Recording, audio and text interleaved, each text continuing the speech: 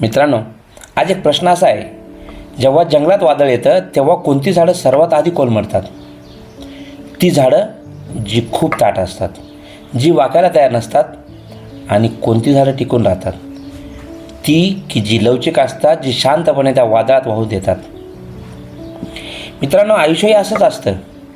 आपल्याला वाटतं की ओरडणं, चिडणं किंवा रिॲक्ट होणं म्हणजे ताकद. पण मी तुम्हाला सांगतो, चिडणं हा दुबळेपणा आहे आणि शांत राहणं ही जगातली सर्वात मोठी सुपर पॉवर आहे. रिॲक्ट करू नका. आपल्या आयुष्यात जेव्हा कोणी आपल्याला अपमानित करतं, जेव्हा परिस्थिती हाताबाहेर जाते, तेव्हा आपलं रक्त सळसळतं. आपल्याला वाटतं आता याला उत्तर दिलंच पाहिजे. पण थांब, वेट. लक्षात ठेवा, जेव्हा तुम्ही रागावता तेव्हा तुम्ही तुमच्या आयुष्याचा रिमोट कंट्रोल दुसऱ्याच्या हातात देता. समोरच्याला माहिती असतं की तुम्हाला कसं चिडवायचं. नका देऊ तो कंट्रोल कोणाला. शांत राहा. तुमची शांतता समोरच्याला अस्वस्थ केली पाहिजे. तुमचं मौन हे तुमच्या शत्रूसाठी सर्वात मोठं शस्त्र आहे. वाघ शिकार करताना आवाज करत नाही. तुम्ही कधी वाघाला शिकार करताना पाहिले? तो ओरडत सुटतो का? नाही ना. तो अत्यंत शांतपणे दाबा धरून बसतो, आपल्या ध्येयावर लक्ष केंद्रित करतो, आणि जेव्हा वेळ येते तेव्हा त्याची एकच जप शिकार फत्ते करते. आपलं यशसुद्धा असंच असलं पाहिजे.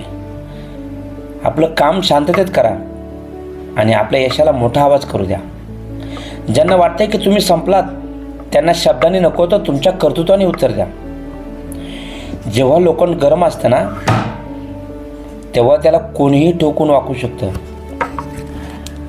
पण जेव्हा तेच लोखंड थंड आणि शांत असतं, तेव्हा त्याला वाकवणं अशक्य असतं. आपणही असेच बना. शांत व्हा.